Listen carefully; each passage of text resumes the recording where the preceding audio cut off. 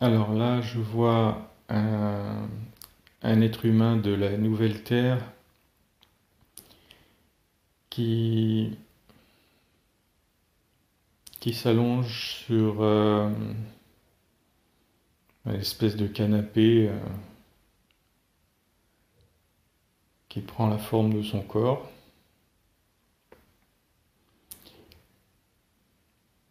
Il, euh, il a décidé de faire une méditation pour projeter sa conscience quelque part.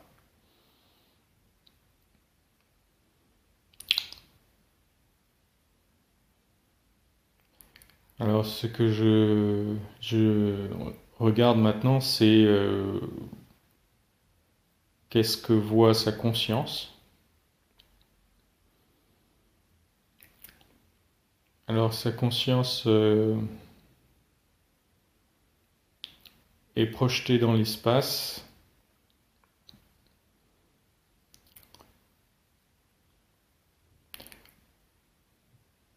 On peut voir un éloignement euh, comme, comme si tout devenait de plus en plus petit, c'est-à-dire la Terre diminue, les, les planètes autour du Soleil diminuent, comme si on s'en éloignait ou comme si on les regardait euh, de plus en plus, comme si elles étaient de plus en plus petites par rapport à la conscience qui les observe.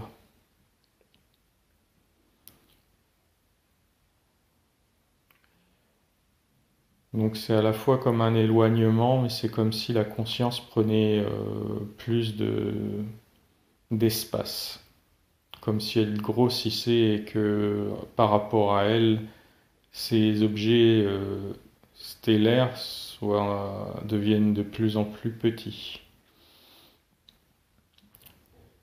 Et donc cette conscience grossit encore au-delà de la taille de la galaxie. Elle grossit, elle continue à grossir en fait jusqu'à la taille de l'univers.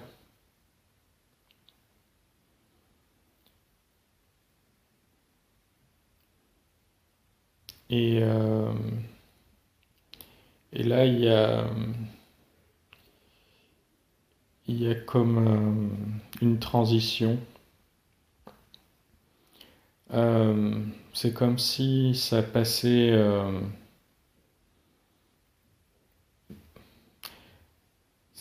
d'un état de la matière à un autre état non matériel,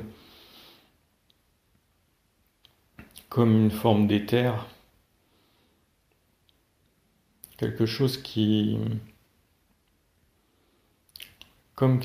comme une glue qui connecte les différents univers. Je vois ça comme un gruyère, hein.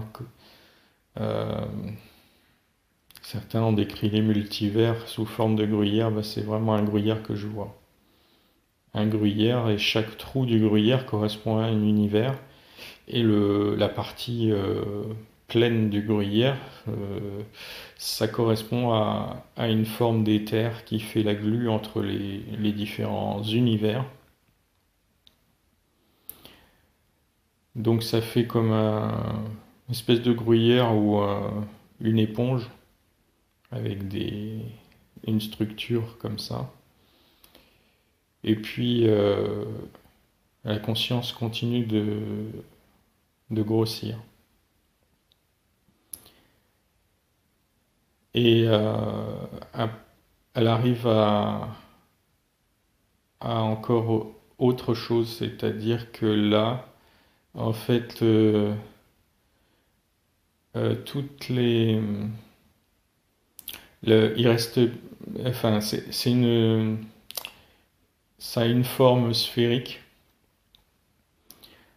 qui contient, euh, qui contient ce gruyère de multivers. Ça a une forme sphérique et au-delà de la sphère, en fait, il n'y a plus que l'éther. C'est-à-dire que les univers sont un peu comme des atomes qui constituent cette sphère. Et au-delà de cette sphère, il n'y a que de l'éther, il n'y a plus de matière, il n'y a plus d'univers. Alors cette boule,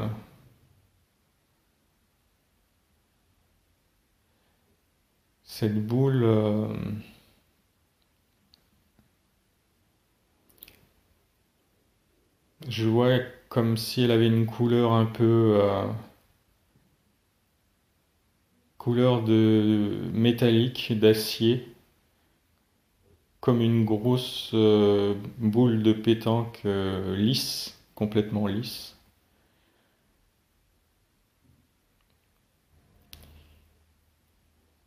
Et donc elle flotte dans un éther, dans une espèce de vide matériel, mais c'est pas un vide c'est pas un vide énergétique, c'est un vide matériel.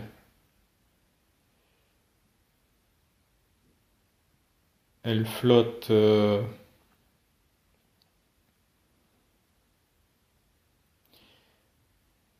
elle est pas solide.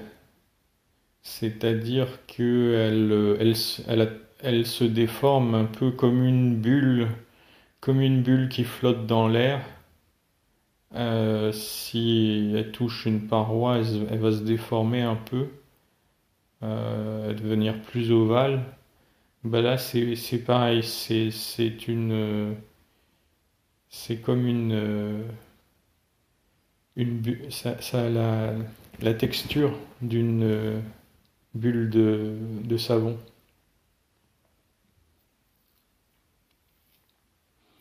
Ça se déforme et, euh, et j'en vois d'autres. J'en vois d'autres qui se, qui se promènent dans les terres. Et là, c'est un peu comme si c'était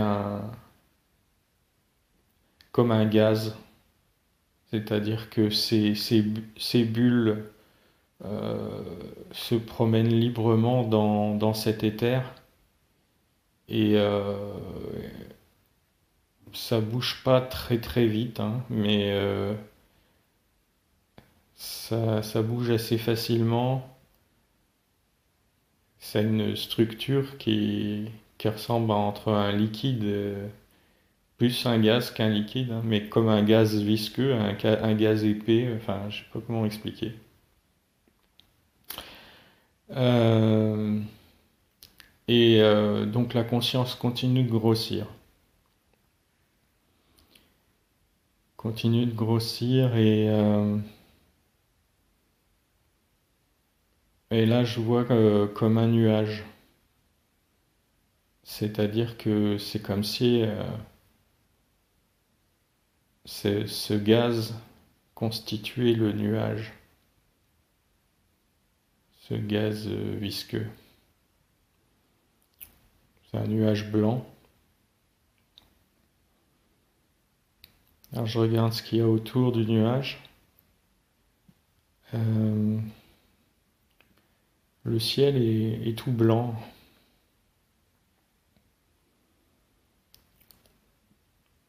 Alors je descends vers en dessous du nuage pour regarder ce qu'il y a.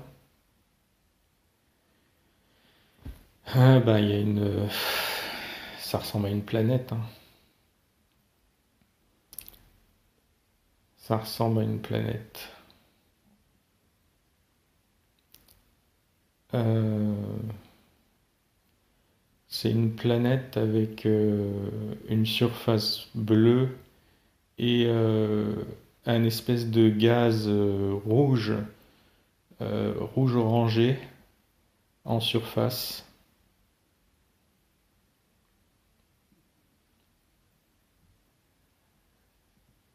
C'est bleu, mais c'est pas de l'eau. C'est un truc dur. C'est, ça fait plus penser à de la glace. De la glace ou quelque chose comme une vitre, mais c'est bleu. C'est tout dur.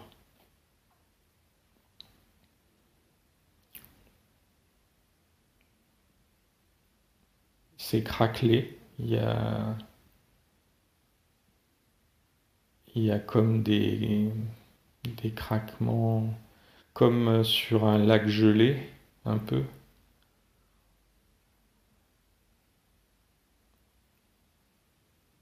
Et pourtant, la température, enfin, c'est pas de l'eau, mais c'est, si c'était de l'eau, ce serait pas à cause de la température, parce que la température correspond à une température ordinaire on me dit entre 30 et 50 degrés, donc vraiment rien de particulier.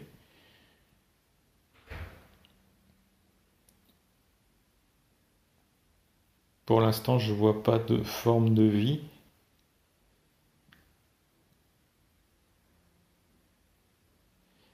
Ce que je vois, c'est que cette espèce de gaz rouge, rouge orangé en suspension au-dessus de cette plaque bleutée, elle bouge. Euh, de temps en temps, elle est complètement plate et par moments, ça remonte en forme de cône. Euh, c'est comme si ça vibrait, c'était vivant. Ce gaz-là qui entoure, je vais dire, espèce de lac gelé, mais c'est pas vraiment ça. Euh, c'est comme s'il pulsait ce gaz rouge là. Euh, Ça fait penser un peu à- avec le son, on peut faire euh, déplacer des particules de la poussière de métal en fonction des vibrations du son. Ça prend des formes différentes, mais là, c'est comme si il y avait une musique que j'entends pas, mais qui fait euh, pulser cette planète et en particulier cette zone gazeuse rouge qui est en surface, qui est pas épaisse, hein, il y a pas, c'est pas, enfin, par rapport cette planète, c'est pas épais. Euh, Ça lui fait comme si elle avait des boutons, comme, comme des boutons d'acné, je sais pas comment dire. Par moment, ça remonte comme ça en cône, et puis après, ça redevient plat, et ça pulse comme ça. Et en fait, ce qu'on me dit, c'est que c'est ça la forme de vie qu'il y a sur cette planète. En fait, c'est la planète elle-même. Il n'y a pas de forme de vie euh, plus à l'intérieur de la planète ou en surface. C'est la planète elle-même qui est vivante. Enfin, il y a que cette partie-là qui est vraiment vivante. Et alors j'essaye de me connecter à cette planète pour savoir euh, pourquoi ça pulse comme ça.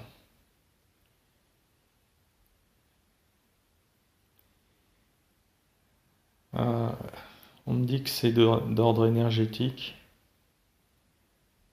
Euh,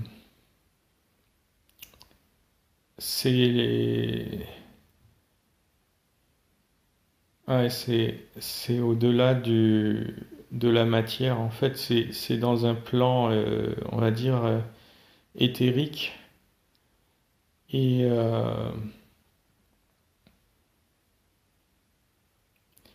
c'est comme si la matière n'existait qu'à une échelle plus petite, celle qui a été décrite précédemment, mais qu'à cette échelle-là, il n'y a plus de matière, c'est complètement éthérique.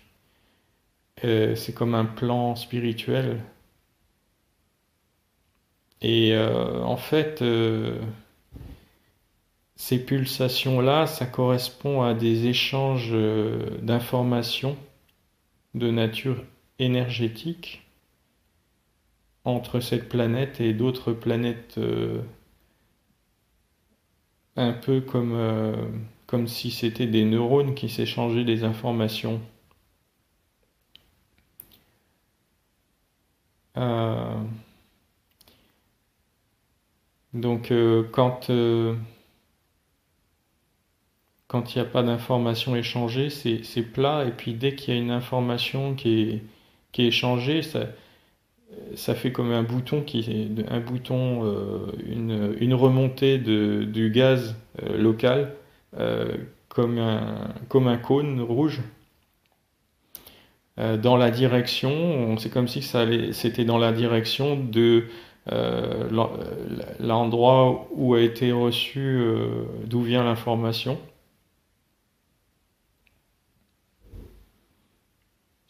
Alors je demande un petit peu à entrer en contact avec cette espèce de planète, parce que c'est pas vraiment une planète, mais ça ressemble quoi, à une planète. On pourrait appeler ça un nœud énergétique. Euh, je lui demande à avoir des informations, une connexion avec cette pseudo-planète.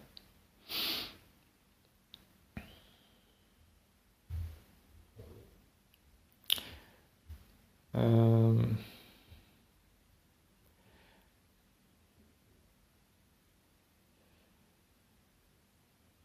c'est c'est comme une représentation d'un être de lumière. Euh, c'est une contrepartie énergétique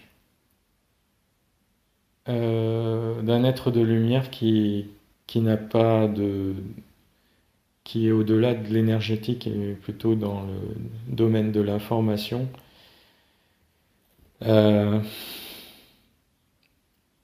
mais ça correspond à des plans spirituels très élevés. Ça correspond on pourrait dire, à une espèce d'agrégat de conscience spirituelle, de conscience supérieure, euh, un agrégat d'âme. Euh, mais c'est plus qu'un agrégat parce que ça a sa propre identité, sa propre. On peut comparer comme si on peut comparer les cellules du corps humain avec leur propre intelligence spécifique, et puis l'intelligence de l'être humain en soi.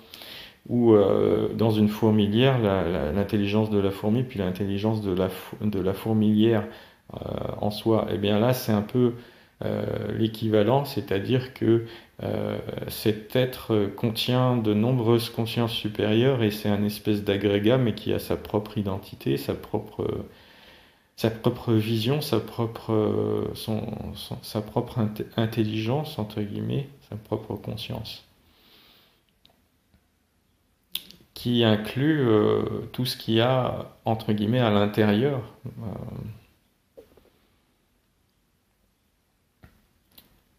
Et donc c'est beaucoup de choses.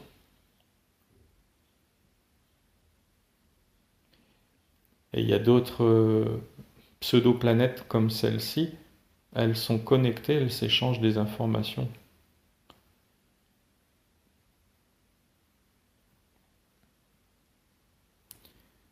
Alors je regarde cette conscience observer ça et grossir encore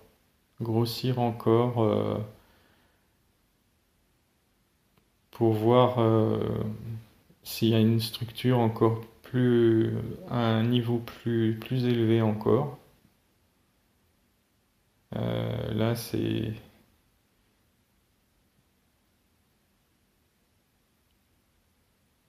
là, je vois une grande sphère bleutée, euh, comme une bulle. Bah, ça ressemble vraiment à une bulle. Mais avec un bleu comme un peu la surface de, de notre planète, les photos de la Terre, ce bleu-là, quoi. Les photos qu'on peut voir facilement, où on voit l'océan depuis l'espace en regardant la Terre. Mais c'est un bleu comme ça.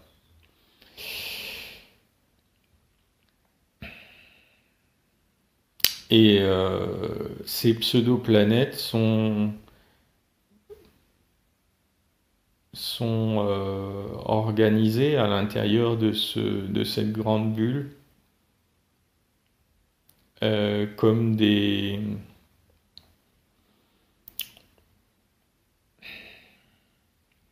Ah,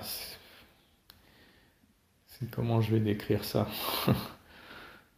Euh, Ça fait penser à une structure du corail, le corail dans les fonds sous-marins, là, c'est-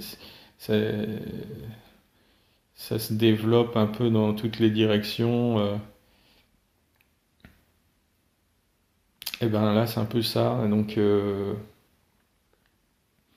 y a des zones où c'est pas développé, et des zones où c'est plus concentré. Euh, et tout ça, c'est à l'intérieur de la grande bulle. Au-delà de la bulle, c'est tout noir. C'est tout noir et c'est comme s'il y avait plus d'énergie au-delà. C'est-à-dire que tout ce qui est de nature énergétique, éthérique, c'est à l'intérieur de la bulle. Et au-delà, c'est comme si il y avait plus de lumière, il y avait plus c'était plus que de l'information pure.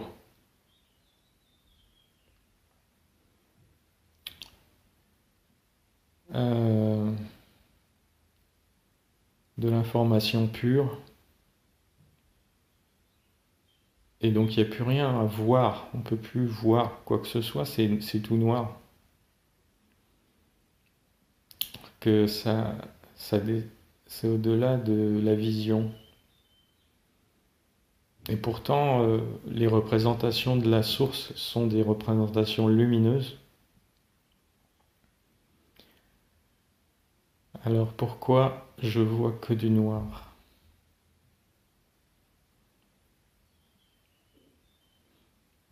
Alors, ce qu'on me dit, c'est qu'il faut grossir encore et à passer encore à une échelle supérieure.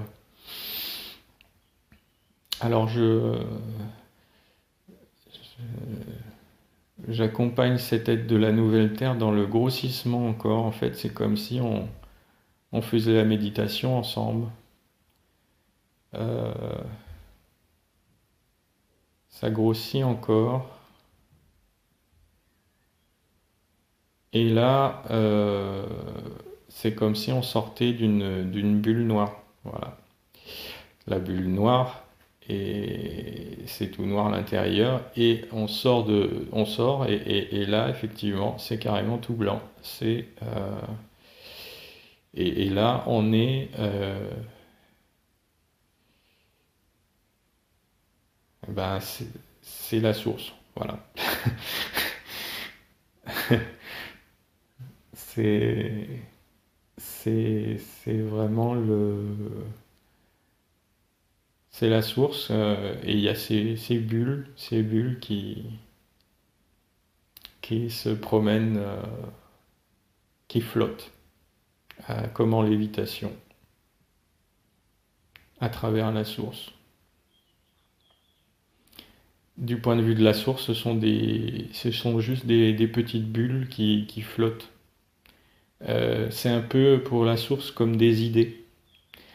C'est marrant parce que dans les dessins animés, quand un personnage il pense à quelque chose, on fait des petites bulles pour représenter les idées. Et ben là, c'est des petites bulles qui représentent les idées de la source. Donc en fait, là, on arrive,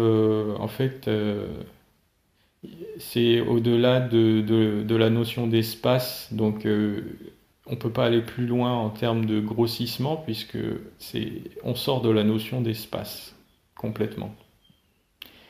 Et donc, eh ben, maintenant qu'on a été vers l'infiniment grand, je propose à cet être qui est méditatif là sur la nouvelle Terre d'aller exactement dans l'autre sens, dans l'extrême vers le petit. Donc on repasse toutes les étapes très rapidement dans l'autre sens jusqu'à la taille de à peu près d'une particule de matière du corps du corps humain de la personne qui médite. Donc là, on est déjà au niveau du noyau de l'atome. On descend plus vers quelque chose de plus petit.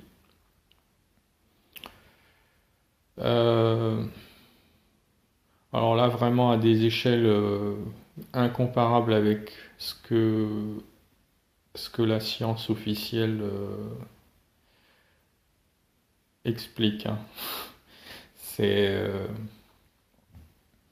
c'est des dimensions qui sont à peine, enfin, on peut même pas vraiment les formuler avec des mots. Mais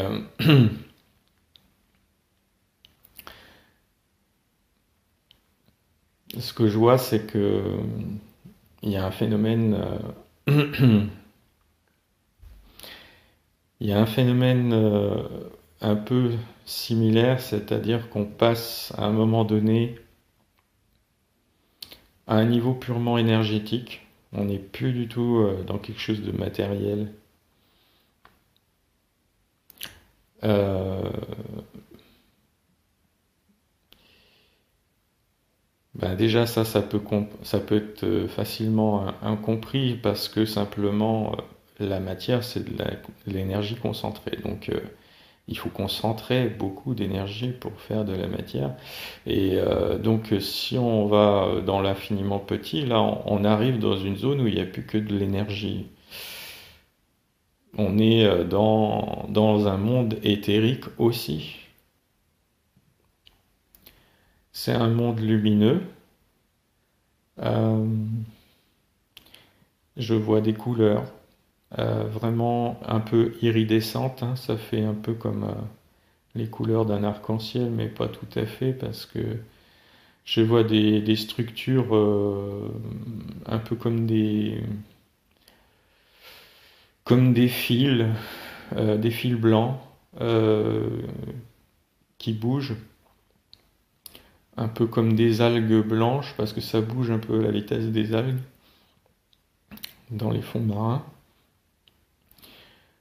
Mais il y a des reflets nacrés euh, un peu rose, rose, gris, bleu, violet, des reflets comme ça. Donc ça fait comme des espèces de tiges euh, blanches avec ces reflets-là qui bougent, qui ondulent un peu comme des algues. Et là, c'est purement énergétique. C'est des structures purement énergétiques. Euh, Ce qu'on me dit, c'est que elles ondulent à une certaine plus l'être humain ou euh, l'être qui environne cette matière-là euh, a des émotions importantes et plus ça fait vibrer rapidement ces tiges blanches. Mais c'est pas forcément des tiges blanches qui sont une matière organique, hein. Euh, Ça peut être juste à proximité d'une personne qui expérimente de fortes émotions. Parce que là, c'est au niveau énergétique, donc ça dépasse le corps physique. C'est comme un rayonnement émotionnel et énergétique, et ça agit sur ces tiges blanches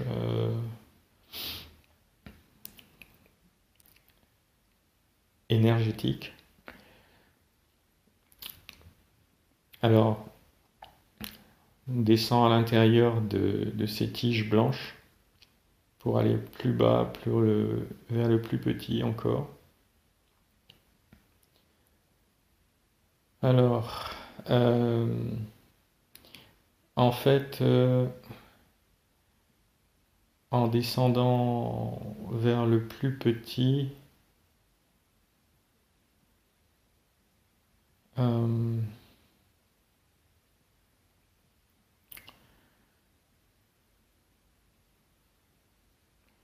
c'est comme s'il y avait une barrière opaque.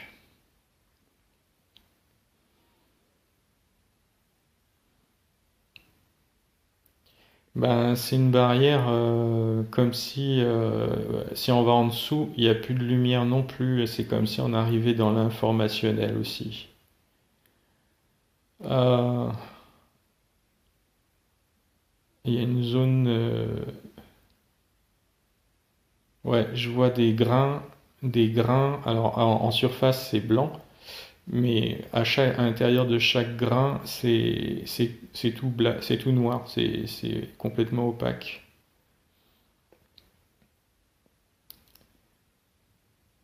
Et donc, ce sont les structures en grains comme ça qui sont à l'intérieur de ces grands fils blancs éthériques.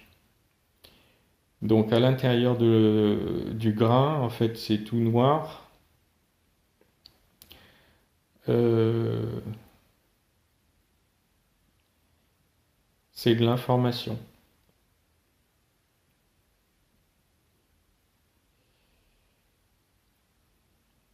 C'est pareil, on peut pas voir et on peut pas. C'est tout noir, donc ça inaccessible à la vision.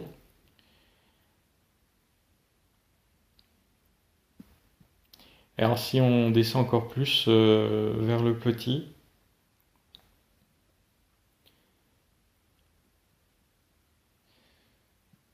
ben là, c'est comme s'il y avait une espèce de toile d'araignée en trois dimensions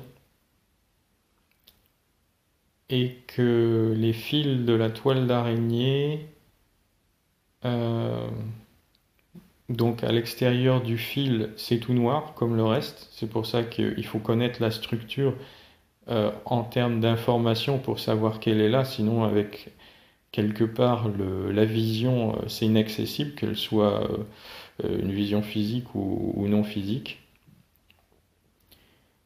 Et là, c'est donc en entrant dans la structure du fil, on arrive dans la lumière. Et en fait, c'est comme un trou de verre. Et tout est raccordé par ces fils complètement. tout. Quand je dis tout, c'est tout. Donc en fait, c'est vraiment c'est une autre porte d'accès à la source en fait, mais sous une forme d'un tissage de l'espace dans les trois dimensions et même plus que ça quoi. Pas que dans trois dimensions, mais c'est juste pour décrire. C'est comme le réseau de la source en fait. Donc en fait, quand on va aussi bien dans l'infiniment grand que dans l'infiniment petit, on retourne à chaque fois à la source.